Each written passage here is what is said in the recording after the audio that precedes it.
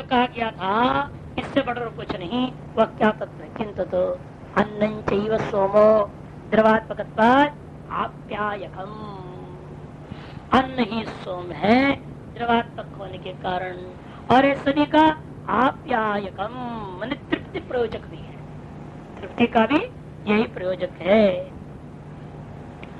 अन्नादश्च अग्नि औष्ण्यात् रुक्षत्वाच्च, और अन्नाद कौन है? अग्नि है, क्योंकि उष्ण भी होता है और रूखापन भी उसके अंदर होता है, सूखापन भी है। गीला है सोम, अग्नि है सूखा, इसी कारण से भी सोम और अग्नि शब्द से कहा गया। तत्रैवम् अवद्रियते, इस विषय में यहाँ पर यह निश्चय करके ग्रहण किया जाता है, क्या? सोम एव अन्नम यजते तदेव सोमित्यर्थ, सोम ही अन्न है, अर्थात जो कुछ भी हम लोग इधर खाया पिया जाता है वह सब कुछ सोम में ही आ गया। क्या आप सूखा खाते हो भी सोम में ही, क्योंकि वास्तव में वह भी भीतर जाने के बाद रस रूप हो जाता है। जो कुछ भी आप खाए हैं वो जब अंदर में पचेगा क्या है? आप सूखा लड्डू खा लीजिए, ऐसा भी लड्डू बनाते हैं आपने देखा हो जो हथौड़ा से फोड़ना पड़े, दांत से नहीं तोड़ा जा सकता है, लेकिन वो भी अंदर जाने के बाद रस रूप ही होना है। इसलिए जो कुछ भी अन्न है खाने योग्य वस्तु सारा चीज सोम में अंदर ही आ गया। अर्थ बलाधि अवधारण, यह वक्ता और जो वक्ता है वही अग्नि, कि जो खाएगा उसको पचाएगा, जो पचा नहीं सकेगा वो अत्ता क्या? वो खाया क्या? वो खाने वाला ही नहीं है जो खा करके पचा नहीं सका।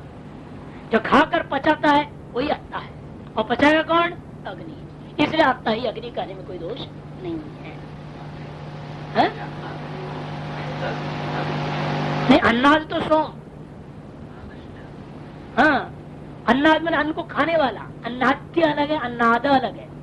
अन्न को खाने वाला, अन्नम अत्येति अन्नाद, मैंने अन्न को खाने वाला मैंने अत्ता, अत्ता का ही दूसरा शब्द अन्नाद, अत्ता को ही कहते हैं अन्नाद। और अन्नाद्य वो अलग चीज है। अपरिपक्व अवस्था में जो गेहूं चावल रखा है घर के अंदर वो अन्न हो गया, और वही जब पक गया आद्य हो गया, वो जैसे अन्नाद्य है सोम रूप हो गया। इसलिए परस्पर विरोध नहीं जो करा था। अर्थ बलात् ही अवधारण, ये अर्थ ने आपने कैसे निश्चय कर लिया? अर्थ के बल पर हमें निर्णय लेना पड़ता है। अर्थ बलात् ही अवधारणम अग्निरूपी क्वचित हूयमान सोह पक्ष सीव, अग्निरूपी क्वचित, जिसको आप अग्निरूप मानते हो, जैसे घी आदि है उस अग्नि का कार्य मानते हैं आप, निमित्त है वो सब, लेकिन वो भी वास्तव में अंत में क्या है? सोम रूपता को ही प्राप्त कर। जब हवन कर देते हो वो कहाँ जाएगा? वो घी भी सोम रूपता को प्राप्त कर गया। सोमो पीछे मानो अग्निदेव अतिरिक्त, सोम भी जब आप हवन में डाल दोगे, तरल पदार्थ भी आपने अग्नि में डाला, वो किस रूप को प्राप्त कर दिया?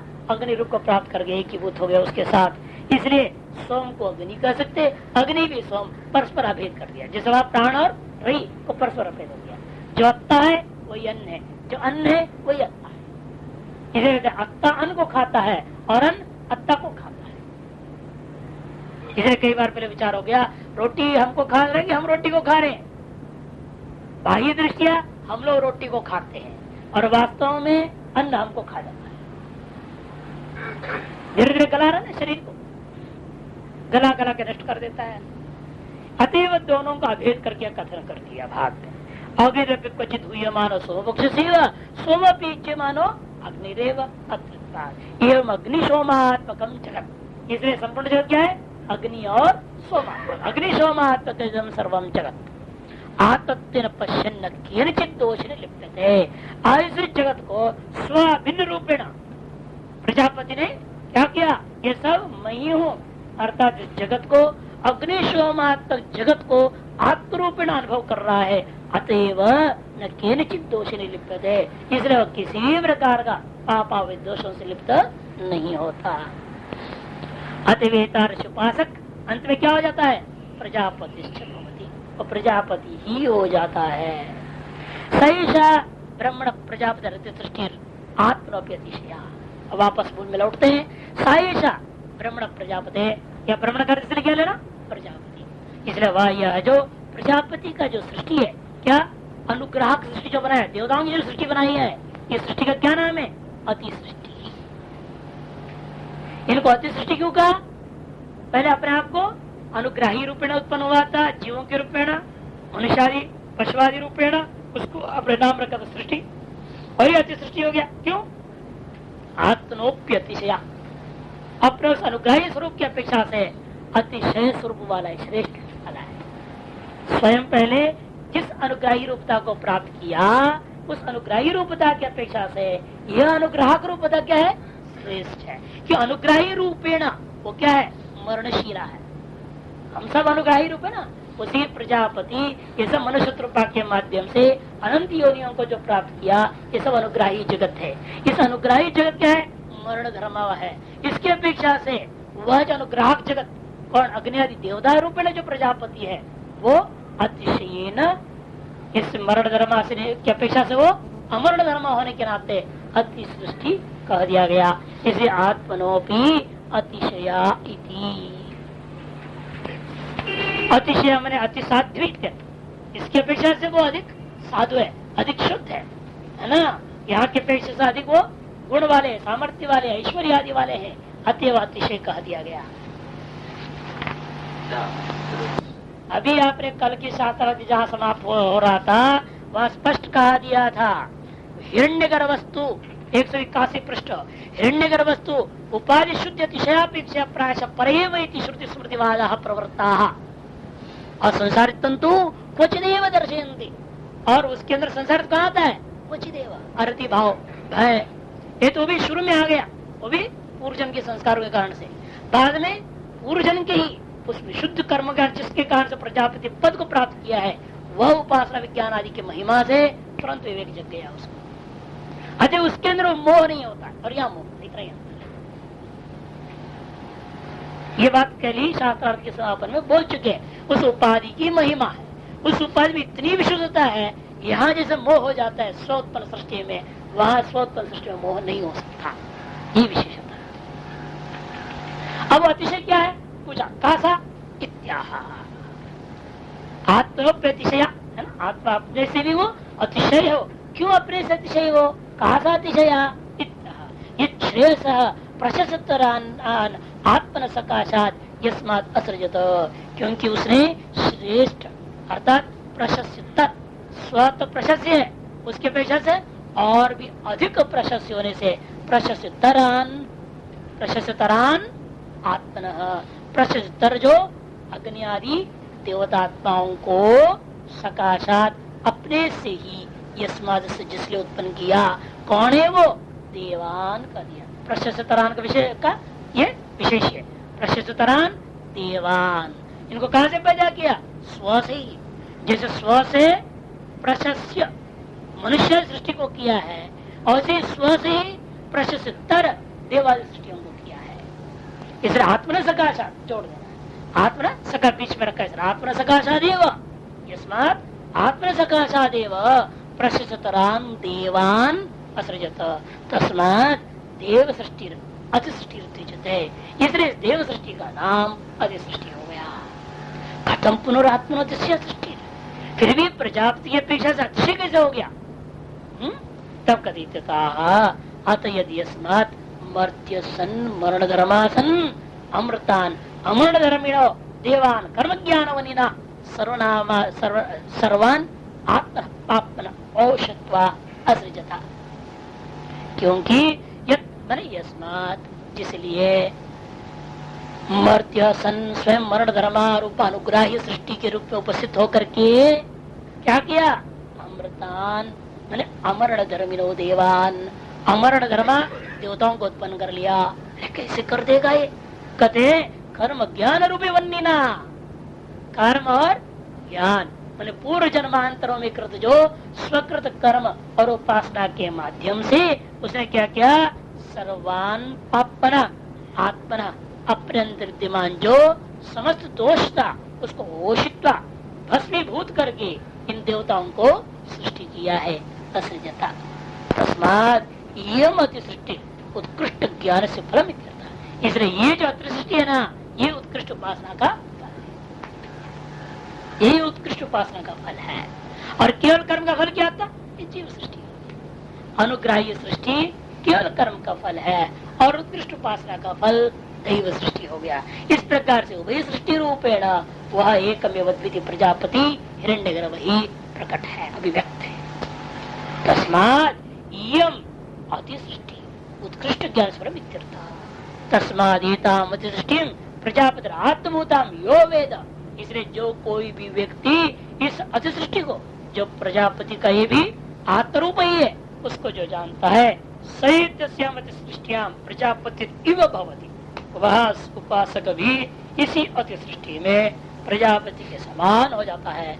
अर्थात प्रजापति वेव देव स्रष्टा भवति, वह भी प्रजापति के समान स्व उत्कृष्ट सृष्टि को उत्पन्न करने में सक्षम हो जाता है।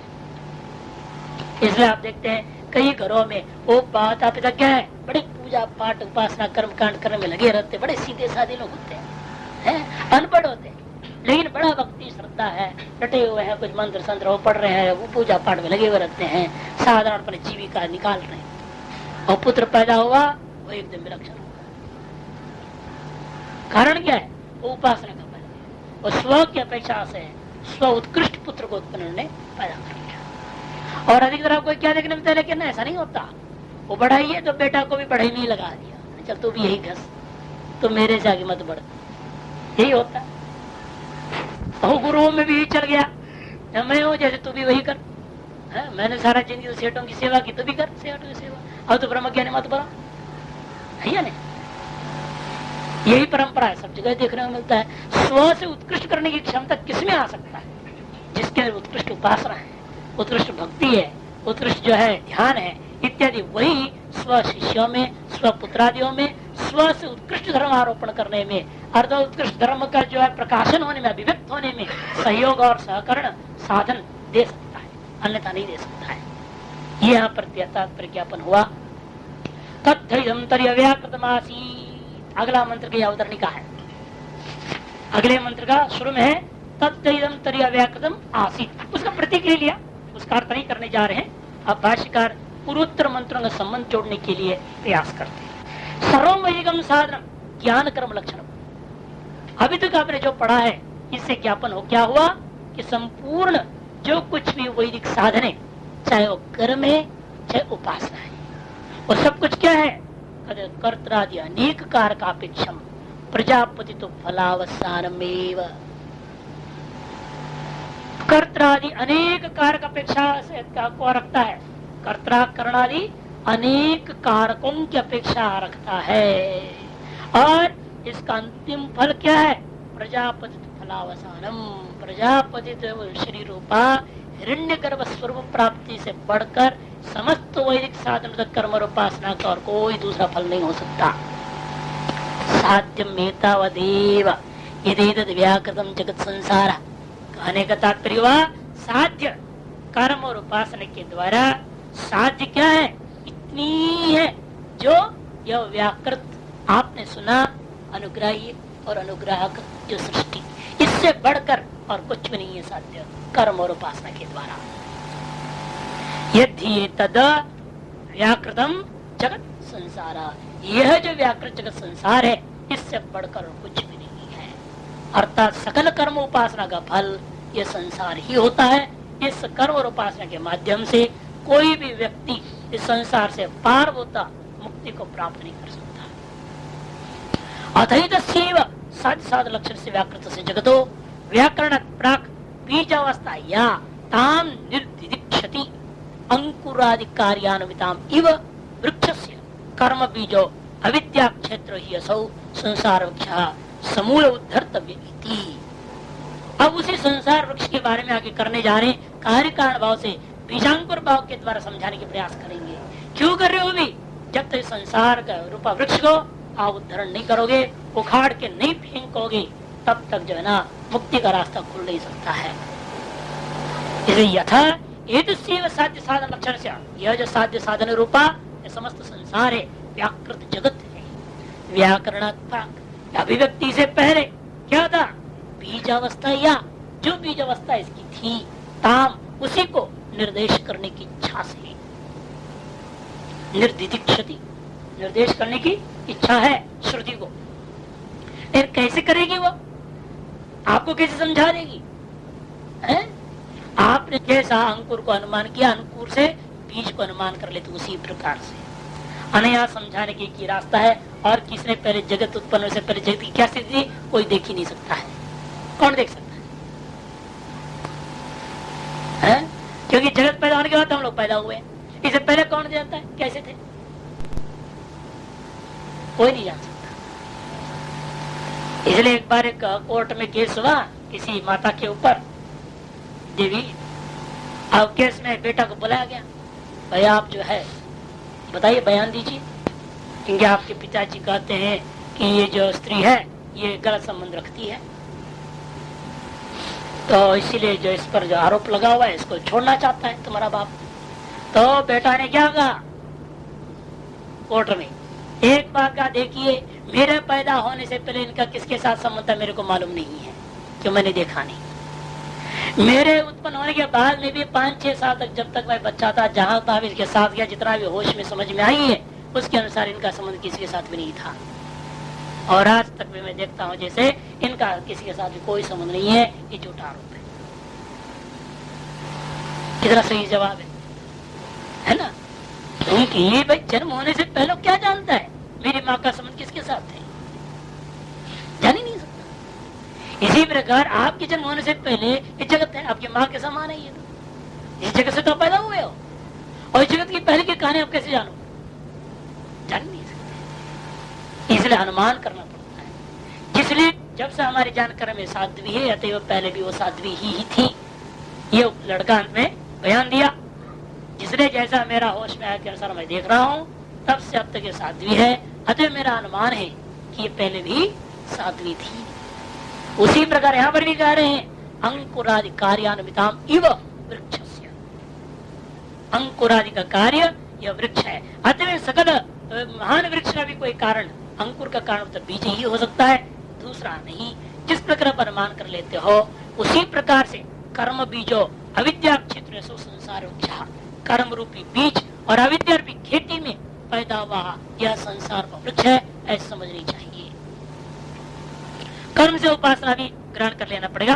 कर्म बीजो, कर्म बीजो कर्म निमित्तो अविद्या उपादान का, कर्म है निमित्त कारण और अविद्या है उपादान कारण।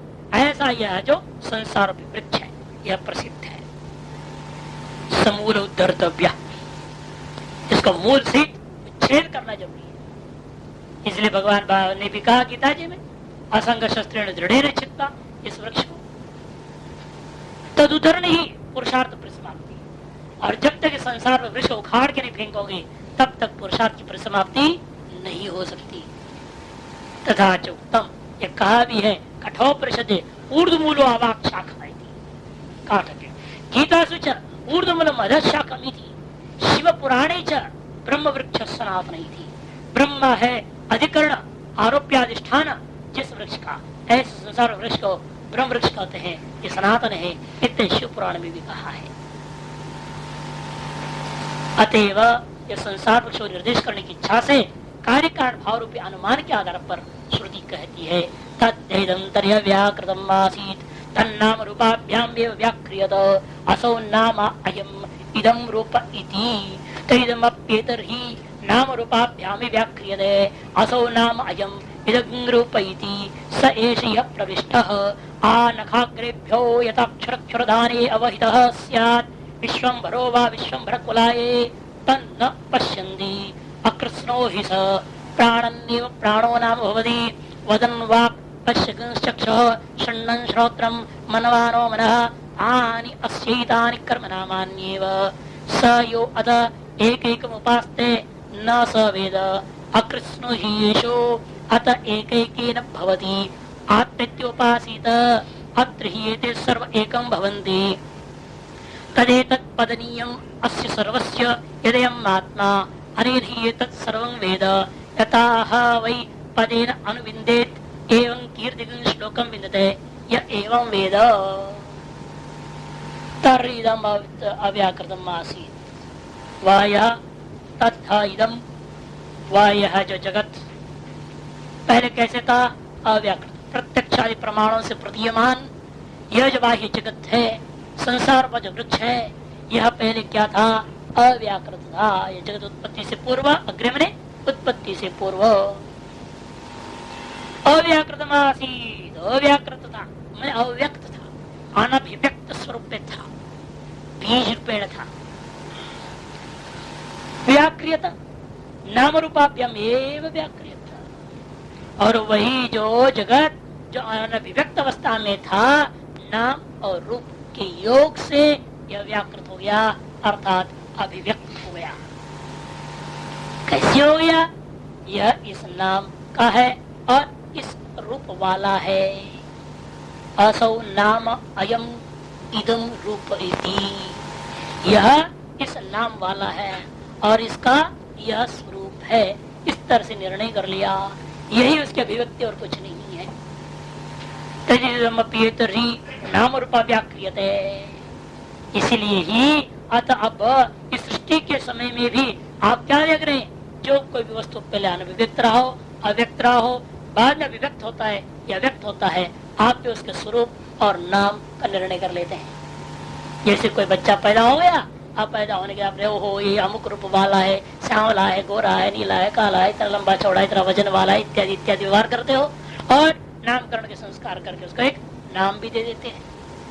जो पहले गर्भांतरवर्ती होने के कारण से अनभिव्यक्त था और गर्भ से बाहर आया तो अभिव्यक्त हो गया, तब नाम और रूप के द्वारा उसका सकल व्यवहार संपादन होता है। यथा असो नामायम इदम रूप इति स एष यः प्रविष्टः, वह यह जो व्याकर्ता पुरुष है इस वर्तमान देह में ही प्रवेश कर गया है। ये समझो कि वह यह जो संसार को व्याकरण करने वाला अनेन जीवेन आत्मना नाम रूपाभ्याम व्याक्रियते कहा है ना छांदोग्य में, उसी के आधार पर बोल रहे हैं। यहाँ पर भी वही सृष्टा जो अनुभक्त को अभिव्यक्त कर दे रहा है, वही व्यक्ति क्या करता है? इस प्रवेश भी कर गया। तत्सृष्टाविशत तैत्तरीय में पहले विचार हो चुका है। अभी कैसे प्रवेश कर गया? आकर कोई एक जगह किनारा में बैठा नहीं, ऐसा बैठ जाता तो मुश्किल हो जाता, वो चेतन एक जगह हो जाता है ना। जैसे परमाणु वाले वादी है, अणु परिमाणवादी आत्मा को अणु परिमाण वाले, वो लोग कहते हैं कि भाई एक जगह बैठ जाएगा, वो सब जगह दौड़ेगा बाद में और सब जगह को जानकारी ले लेगा। यह ऐसा हो तो एक कालावच्छिन्न अनेक क्षेत्रों में आपके शरीर संबंधित अनेक वस्तुओं का आप अनुभव ही नहीं कर पाएंगे। अतएव कहते हैं वो अंदर प्रवेश करके एक किनारा में नहीं बैठा और जो कोई निश्चित साइज भी नहीं, मध्यम परिमाण आदिवाद में समस्या खड़ी होती है। अब हाथी का परिमाण है आत्मा का, और चिंटी में घुसेगा तो कुछ आत्मा बाहर रह जाएगा, कुछ आत्मा अंदर रह जाएगा, आकाश में हो जाएगा ना कुछ आत्मा खाली। और चिंटी की आत्मा का सही मानो तो हाथी में किनारे में बैठ जाएगा, वो मुश्किल हो जाएगा। इसलिए मध्यम परिमाण आदि भी नहीं हो सकता। फिर कैसा है वो? आनखाग्रेभ्यो यदा क्षुरदान अवहित, जिस प्रकार के क्षुरधान में क्षुर निविष्ट है, म्यान में तलवार पूर्ण रूप में यथा प्रविष्ट है। अतः फिर भी वहां पर कहोगे म्यान तो बाहर है, उसके भीतर वो है। तो कुछ क्षेत्र ऐसा है जो म्यान जो तलवार नहीं है, ऐसा भी जगह है ना जो तलवार नहीं और जो तलवार है वो म्यान नहीं, तो ये तो गड़बड़ है। सर्वव्याप्ति तो दृष्टांत बना नहीं, कहते हो प्रवेश मात्र के लिए दृष्टांत ले लेना। और व्याप्ति दृष्टांत से देखोगे विश्वम्भरो व विश्वम्भर कुलाय, विश्वम्भर का अग्नि को वह जैसा लकड़ी आत्म सर्व अवयवों में व्याप्त होकर के रहता है, उसी प्रकार से आप प्रत्येक अवयव में व्याप्त है समझो। तम न पश्यन्ति, यदि वही यहाँ प्रवेश करके विद्यमान है, दास पूर्ण सकाया कर हृदय में भी वह दो रूपेण स्वयं अपना जीव रूप है और दूसरा वो ईश्वर रूप भी है, किंतु उस ईश्वर रूप को कोई भी व्यक्ति नहीं देखता। डर नहीं ईश्वर का। अरे कौन देख रहा है? लोग बोलते कौन देख रहा है? अरे अपना करो ना, जो काम करने करो। ये नहीं सोरे तुम्हारे हृदय में भगवान बैठा हुआ देख रहा है, वो सर्वत्र व्यापक है। ये तो भाषण तो मानते हो सर्वत्र व्यापक है, कण कण में व्याप्त है। अरे नहीं भी मानो, कम से ये तो मान लो तुम्हारे हृदय में है वो परमात्मा, नहीं देख रहा है कि अंदर बैठे हुए। यही तो वह कालिदास की कहानी में आता है। कालिदास से कनकदास की कहानी, किसी कनकदास की कहानी, दक्षिण भारत। गुरु व्यास तीर्थ थे, व्यास तीर्थ जिन्होंने न्यायामृत लिखा है, बहुत जबरदस्त अद्वैत सिद्धांत खंडन करने के लिए, इस पर अद्वैत सिद्धि लिख करके फिर बाद में अद्वैत दोबारा स्थापना किया गया था। व्यास तीर्थ जी उनका शिष्य थे। उन्होंने क्या किया कि वो शूद्र था, जात का, बकरी चराने वाला, और अन्य सब ब्राह्मण इसलिए उसको ये करते थे। तो परीक्षा लेने के लिए उन्होंने बताना चाहते ब्राह्मणों को, भाई तुम लोग जितना समझ रहे अपने आप को ज्ञानी ध्यानी विद्वान, तुम लोगों से लाख गुना वो श्रेष्ठ है। इसी कारण उन्होंने परीक्षा ली, कहा कि सबको एक केला दे दिया और कहा ऐसी जगह में इसको खाना है जहाँ कोई नहीं देखेगा, तुमको कोई नहीं देखेगा, ऐसी जगह छिप करके खा लेना। कोई दरवाजे के पीछे छिप गया, कोई बोरियों के बीच में चला गया, चावल के आटे की बोरी पड़ी थी उसके बीच में घुस गया, वहां छिप करके खा लिया। कोई रात अंधकार में जंगल चला गया, जो कोई नहीं देख रहे वहां खाया। ऐसे करके कोई कहा खा करके आ गए। दूसरे जब सब आए तो पूछा, सबने खा लिया? सबने कहा महाराज। तुमने कहाँ खाए? उसने बताया ऐसे ऐसे सबने अपना, कोई टॉयलेट, कोई बाथरूम, कोई कहाँ, कोई बिस्तर के भीतर, कोई कंबल के भीतर, कोई रजाई के भीतर, कोई कैसे खा पी लिए। अब इसकी बारी आई और उसने कहा गुरुदेव आपकी आज्ञा पालन नहीं कर सका, मैं इसलिए क्षमा चाहता हूँ, ये केला आपके चरणों में वापस। क्यों भाई, ऐसे कोई जगह नहीं मिली तुमको जहाँ कोई नहीं तुमको देख रहा हो? कहते भगवान हाँ, ये सांसारिक पदार्थों में जीव जो है ना, इनको ये ना देखते हो ऐसी जगह तो संसार में हमें बहुत जगह मिला, लेकिन ऐसे कोई जगह नहीं मिला जहाँ परमात्मा ना और मुझे नहीं देख रहा, इसलिए मैं इसको नहीं खा पाया। आपने कहा कोई नहीं देखना बोला था ना, कोई नहीं के अंदर परमात्मा भी तो है ना, परमात्मा भी मुझे ना देखे ऐसी जगह मैं बैठ के खाऊं? ऐसी कोई जगह ही नहीं जहाँ परमात्मा ना हो। आप बताइए ऐसी कोई जगह तो उस जगह मैं जाऊंगा, चले जाऊंगा, वहां बैठ के खा लूंगा। तब सब ब्राह्मणों का सर झुक गया कि वास्तविक ज्ञान वाला ही है। जब प्रश्न ये था ना कि सवाल ये शर्त ये था कोई न देखे, मतलब परमात्मा भी न देखे, ऐसी जगह देखो, ढूंढो, ऐसी कोई जगह ही नहीं। और आप जो है दूसरे को ठग लो भले, लेकिन परमात्मा से कहाँ ठगोगे आप? ठग सकते हो क्या? नहीं ठग सकते। अब भगत जगत आते हैं, आपको पैसा दे देते हैं और कहते हैं महाराज आप ये काम कर देना, इससे आप अर्चना कर दो, पूजा कर दो, या आपको कह दिया महाराज इससे जो पुस्तक खरीदो और आप जूते खरीद लिया। गलत कौन किया? भले आप उसको कहने ने मैंने पुस्तक खरीद लिया बोल दोगे, तुम भगत को तो ठग दोगे, बेवकूफ बना दो झूठ बोल करके। लेकिन तुम्हारे हृदय में जो भगवान बैठा है वो तो देख रहा ना, तुमने जूता खरीदा कि पुस्तक खरीदा है, क्या किया तुमने उसमें से? क्या देख नहीं रहा क्या भगवान अंदर बैठे हुए? उससे कैसे तुम छिपोगे? झूठ भले अगला को बोल लो तुम, वो तो देख नहीं रहा, ठीक है, वो तो बेचारा अज्ञानी है, वो तो दूर बैठा हुआ है। लेकिन तुम्हारे भीतर जो दूर है नहीं, जो कहा अंतिके तदु अंतिके तद दूरे, अज्ञानी के लिए दूर है वो, लेकिन विवेकी है वो भीतर ही सर्वत्र व्यापक। उसको तुम कैसे ठगोगे? उसके साथ तुम ऐसे करोगे, वो तो देख ही रहा है तुम्हारे कर्म क्या है। उस कर्म का फल तुमको ये भुगतना पड़ेगा। कहाँ जाओगे? जिस लक्ष्य, जिस साधन, तुम्हारा भजन सब बेकार चला जाता है। लोग इस बात को समझते नहीं, और जो पैसा जिसने दिया उसके लिए दूसरे काम के उपयोग करते। हमको किसने दिया? महाराज आप 10-12 हजार रुपए की पुस्तकों खरीद लाइब्रेरी के इस्तेमाल कीजिए। हमने कहा ठीक है भाई, तुमने 13,000 दिया, 10,000 का पुस्तक खरीदूंगा, 3,000 का बाइंडिंग सेंडिंग के सारा कहा जो हमारा स्टे हुआ है वो सब पैसे उसमें लगा दिए। हमने भेज दिया, आदमी चला गया बनारस, अब लाएगा, 10,000 उसको दे दिया। कि अपनी आत्मा इसमें गवाह नहीं रहता है कि जिसने जिसके लिए दिया आप उसी के लिए खर्च करेंगे। दूसरे के लिए आप खर्च करोगे तो उसमें आपका ही हानि है। अगले को तो कुछ नहीं पता, उसने तो अपना काम कर दिया, चला गया, उसका क्या, उसको तो पुण्य पा लिया उसने, लेकिन आपने पाप कमाया। इसी कारण से आज साधु लोग समझते ना अपने आप को, भाई हमारे भजन क्यों नहीं होता है, क्यों आपका ध्यान भजन नहीं, क्यों पढ़ाई में मन नहीं लगता है? कारण यही है, जो जिस उद्देश्य दिया है उसको उस उद्देश्य आप इस्तेमाल नहीं करते हो। उद्देश्य च्युत हो गया तो इसलिए वो नुकसान हो जाए। तो ये यहाँ पर ध्यान दिला रहे हैं कि वो कहाँ है, वो सर्वत्र, लेकिन कोई भी उसको देखता नहीं। तम न पश्यन्ति, उस अंतर्यामी ईश्वर को कोई नहीं देखता है। अकृष्णो ही स, वास्तव में बाह्य जगत दृष्टिया वह परमात्मा अपूर्ण रूपेण प्रतीत होता है। जब प्राणन क्रिया कर रहे हैं लगता है वो परमात्मा प्राण रूप है, जब बोलने लगता है लगता है कि वाणी रूप है, जब देखने लगता है वो लगता है कि चक्षु रूप धारण कर लिया है। वास्तव में सब रूप अकृष्ण रूप है।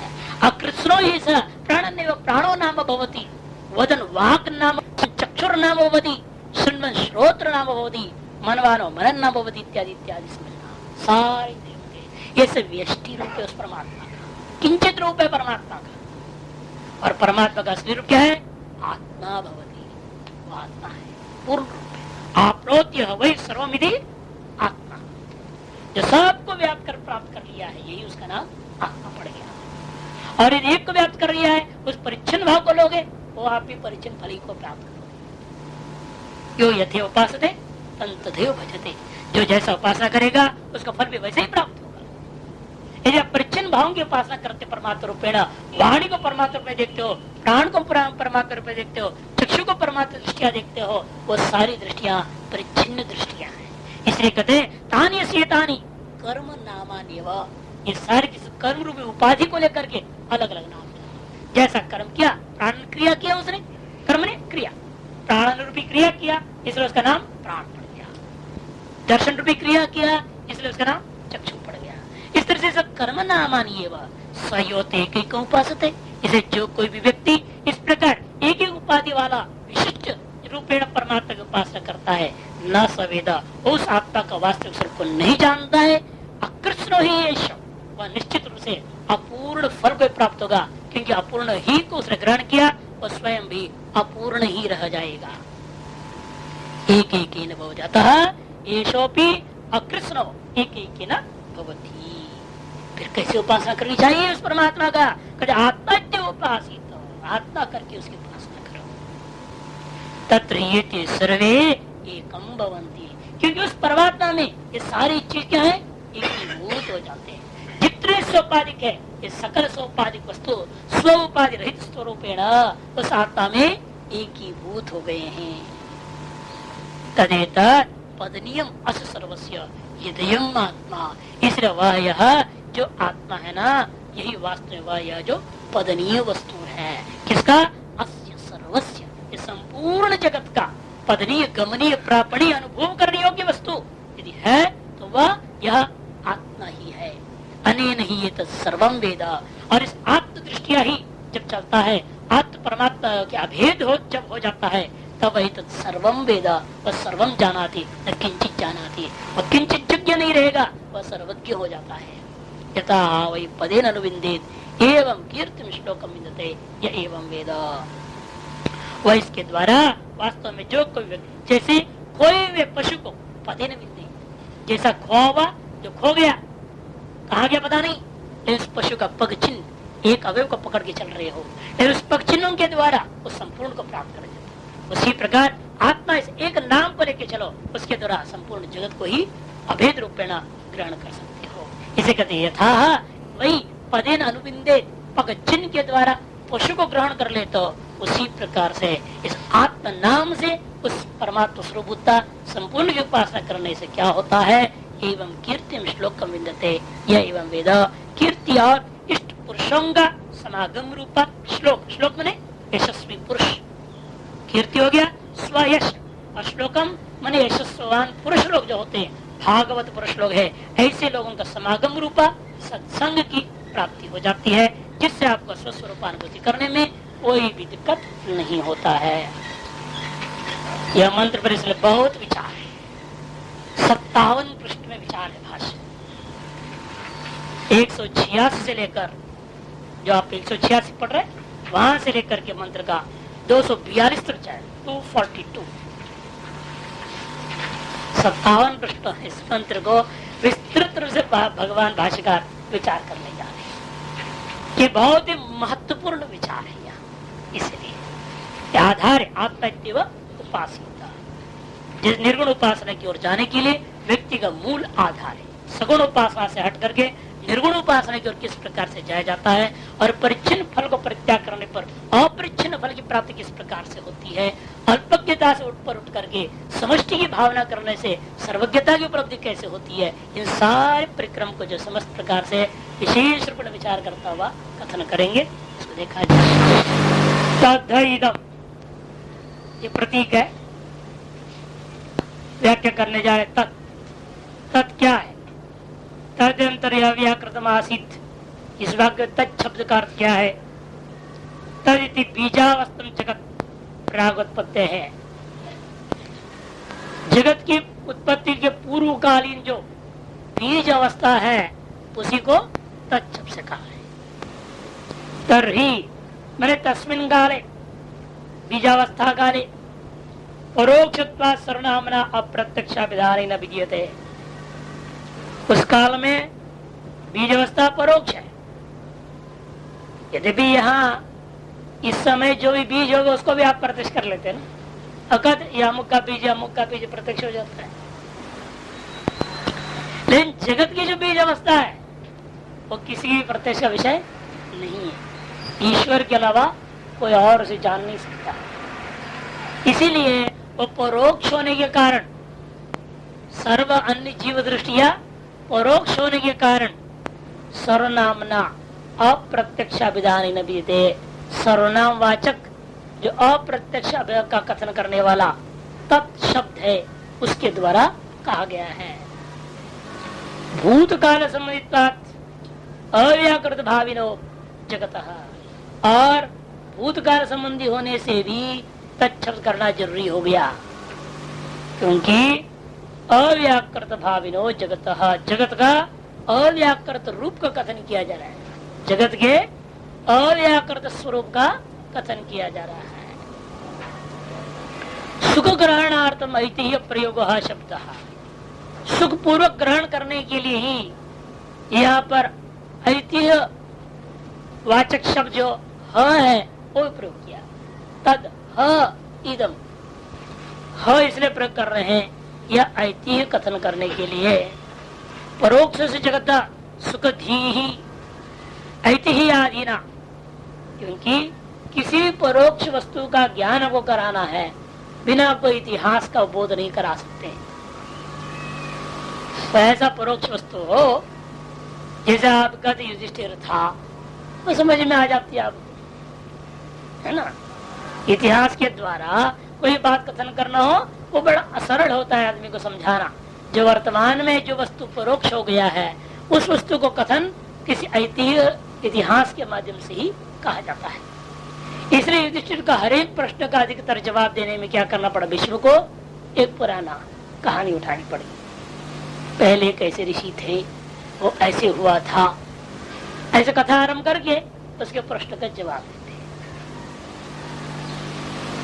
और लोगों को भी इसलिए यहाँ भी हम लोग वेदांत समझाते तो कोई ना कोई कहानी वगैरह क्यों लाना पड़ रहा है, कभी वर्तमान का, कभी भूत का, कभी भविष्य की, कुछ ना कुछ तो लाना पड़ता ना आगे पीछे की, इसलिए ही लाना पड़ता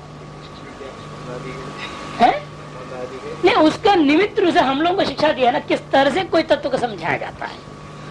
तत्व समझाने की प्रक्रिया हमें कैसे मालूम होता, मंदाधिकारी को किस प्रकार समझाना चाहिए, ये तो श्रुति ने आख्यायिका का बनाई, उससे पता चला। इसी का अनुसरण करते हुए स्मृति ग्रंथ है, इतिहास ग्रंथों में भी उन्होंने भी वही पक्ष नपाया और दर्शाया। मंदाधिकारी को जब समझाना होता है ऐसे समझाना, मध्यमाधिकारी को ऐसे, उत्तमाधिकारी को ऐसे। तो ये सारी प्रक्रियाओं को बताने के लिए विभिन्न अध्याय भी पढ़ रहे हैं आप, वहाँ पर विभिन्न प्रकार के पर्वों का वर्णन किया है, 18 पर्व है वहाँ। तो तत्व समझाना सभी का लक्ष्य है और उसको समझाने की प्रक्रिया अधिकारी भी अलग अलग होता है और उसे निमित्त हमें किसी को बना सकते हैं। इसलिए भगवान भाष्यकार ने क्या कहा, अर्जुन को केवल निमित्त बनाया है। गीता के शुरू में क्या लिया भगवान भाष्यकार ने, अर्जुन को निमित्त बना करके सारा जगत को उपदेश दे रहे। अतएव उस उपदेश में सारी चीज आ गई, कर्म भी, उपासना भी, ज्ञान भी। नहीं तो केवल अर्जुन को बोलना था तो उतनी बात बताई जा सकती, उस समय उसके लिए एक रुकावट आ रहा है। उस अधिकारी के हिसाब से उसको जितनी जरूरत है मोह भंग कर उतना ही बोलते। क्या जो सारे साध्य साधन सब वर्णन कर दिया, गौण साधन, बहिरंग साधन, अंतरंग साधन, प्रधान साधन सब वर्णन कर रहे हैं। क्या अर्जुन क्या इसका मतलब कुछ भी नहीं जानता था? ये अर्जुन कुछ किया ही नहीं है क्या? जीरो से उसको शुरू करना पड़ रहा है, एबीसीडी से। लेकिन वहां गीता जी में एबीसीडी से पीएचडी तक पूरा बोल दिया। क्यों बोल रहे हैं? वो जगत के दृष्टिकोण से सर्वाधिकारियों को बताने के लिए निमित्त बना दिया अर्थ। उसी प्रकार यहाँ पर भी सब होता है। उसी बात को यहाँ पर समझाने के लिए ह शब्द प्रयोग कर दिया मंत्र में। ह कण नीचे दिया, देखिए, ऐति परोक्ष से जगत सुख दी ऐतिह्याधीना। परोक्ष जगत का सुख पूर्वक जो ज्ञान है ना, ऐतिह्य के अधीन है। तेन अत्र ह शब्द प्रयोग। ऐतिह्यम परंपरागतो प्रदेश तदर्थोयम ह शब्द प्रयोग इत्यर्थः। क्योंकि ऐतिह्यम का मतलब क्या? परंपरा से आगत तत्व कथन करना। परंपरागत उपदेश प्रदेश प्रकृष्ट कथन। प्रदेश मतलब वो देश नहीं समझ, उत्तर प्रदेश वहां प्रदेश नहीं है। यहाँ प्रदेश में प्रकृष्ट देश कथन उपदेश, प्रकृष्ट उपदेश का प्रदेश कह रहे हैं। तदर्थोयम उसी को बताने के लिए यहाँ ह शब्द प्रयोग हुआ है इस मंत्र में। यम आख्यायिका आचार्य परंपरा श्रूयते इति यावत्। कहने का मतलब यह आख्यायिका आचार्य परंपरा से जगत के संबंध में समझाने के लिए प्रयास किया गया, प्राप्त किया कथा। ये इसका निचोड़े तात्पर्य है। एवं ह तदा आसित इत्युच्यमाने। अरे भाई, इसी प्रकार उस प्रकार का वह जगत उस समय में था, ऐसा कहने पर सुखम ताम परोक्षम अपि जगतो बीजावस्था प्रतिपदिते। सुख पूर्वक शिष्य जो है ना, उस जगत की जो परोक्ष भाव है, परोक्षम अपि जगतो बीजावस्था, जगत की जो बीजावस्था कैसी है? परोक्ष भाव में स्थित है, उसको भी शिष्य सुख पूर्वक ज्ञान कर लेता है। युधिष्ठिरो अखिल राजा आसीद इत्युक्ति।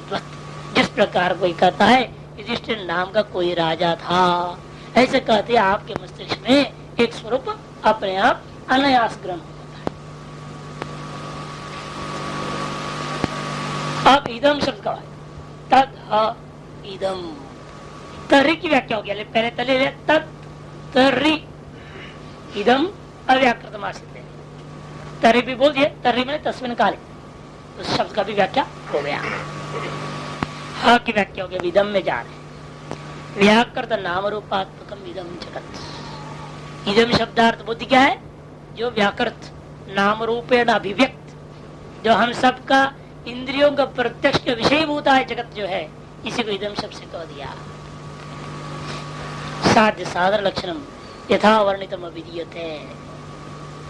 जो साध्य साधन भाव में विभक्त होकर हमें अनुभव में का विषय बना हुआ है, जिस प्रकार से पूर्व में अनुग्रह ही अनुग्रह का सृष्टि रूप में वर्णन कर चुके हैं, यथा वर्णितम, उसी को इदम शब्द के द्वारा अभिधीयते कथन किया गया है। तद इदम शब्द हो परोक्ष प्रत्यक्ष अवस्था जगत वाचक हो सामानाधिकरण्याद एकत्वमेव परोक्ष प्रत्यक्ष अवस्था से जगतो अवगम्यते। शब्द और इदम शब्द दो शब्दों को, यद्यपि दोनों कैसे हैं? अत्यंत विरुद्ध तत्व को बता रहा है। एक तो एकदम परोक्ष की बात कहता है, एक अपरोक्ष की बात कहता है। तो इदम शब्द हो परोक्ष प्रत्यक्ष अवस्था वाले जगत वाचक हो, अवस्था वाले जगत का वाचक है। लेकिन सामान्य अधिकरण क्या? तद इदम, तद प्रथमा के वचन है, इदम भी प्रथमा एक वचन। सामान्य अधिकरण ने प्रयोग हुआ है, इससे एक बात ज्ञापन होता है क्या? परोक्ष प्रत्यक्ष जगतो एकत्व में अवगम्यते। परोक्ष अवस्था वाला जगत प्रत्यक्ष अवस्था वाला जगत तो भिन्न नहीं है। अवस्था कथन मात्र हो रहा है, वास्तव में जगत एक है। फिर ऐसे क्यों कथन कर रहे हो? तो इसलिए कहना पड़ता है, जगत एक होने के बावजूद भी अवस्था भेद से उसके स्वरूप में अंतर पड़ गया। जैसे आप एक ही है कि नहीं? अरे जब आपकी दाढ़ी मूछ नहीं थी, तब जो आप थे वही आप अभी है या नहीं? क्या अलग हो गए? अबे सब सफेद हो जाएगा, जर्जरीभूत हो जाओगे, चमड़े भी सब जो है ढीले पड़ जाएंगे। उस समय कौन रहेगा? वो अलग रहेगा? नहीं। यौवन कौमार हुआ, यौवन हुआ, स्थविर या वार्धक्य, तीनों अवस्थाओं को पार कर रहे हैं वो आप ही है, कोई दूसरा नहीं। लेकिन अवस्था अवस्थाओं में आपकी शक्ति, सामर्थ्य, व्यवहार, हर चीज में बदलाव आ जाता है। अब छोटी सी बात तो तुरंत गुस्सा आ जाएगा, क्यों? अब जवानी है ना, जवानी है। अब बुढ़ापे आता है, अब कुछ भी बोलते रहेंगे, देखते रहोगे आप, चलो भाई इसकी जवानी ये चढ़ रहा है, अब यही समझेंगे। विवेक रहता है थोड़ा, है तो संभलोगे और झटपट गुस्सा आप नहीं करोगे, सोच समझ के व्यवहार करोगे। अंतर पड़ गया ना, ये अवस्था का अंतर है, व्यक्ति का नहीं। इसलिए जगत वैसे का वैसे ही है, लेकिन अवस्था के कारण से स्वरूप में अंतर पड़ गया। पहले इसी जगत का नाम रूप था और अब नाम रूप पहले नहीं था, अब है नहीं। बीजावस्था में नाम रूपात्मक रूपेण नहीं था, अब नाम रूपात्मक रूपेण विद्यमान है, इतना अंतर है। तदेव इदम इदमेव च तत्, तदेव इदम, वही यह है और यही वह है, इसमें कोई अंतर नहीं है। उसको क्या कहते हैं? अव्याकृतम आसीत, वह कैसा है? अव्याकृत था। अतएव सति नासत उत्पत्तिर न सतो विनाशक कार्य स्थिति अवधर्तम भवते। एक तरह से वो लाया, नासत विद्यते भावो ना भाव विद्यते सतः। जब यह आपने मान लिया, अवस्था भेद मात्र से, उपाधि में दास से जगत को दो रूपे हम कथन कर रहे हैं, वास्तव में वो एक रूपे जब आप मान लेते हो, इससे निष्कर्ष निकल गया न असत उत्पत्ति, असत से उत्पत्ति नहीं है और सत का कभी विनाश भी नहीं हो सकता। कार्य सतो कार्य से विनाशोपि न इति अवधृतम, न सतो विनाश कार्य से अवधृतम होती, निश्चय कर दिया गया, समझो। तद एवं भूतम जगत अव्याकृतम सन नाम रूपाभ्याम एव, वह इस प्रकार का तद एवं भूतम जगत। तद मैंने वह जो प्रकृत एवं भूतम माने अज्ञात रूप को प्राप्त हुआ, अज्ञात अवस्था वाला, बीज अवस्था वाला,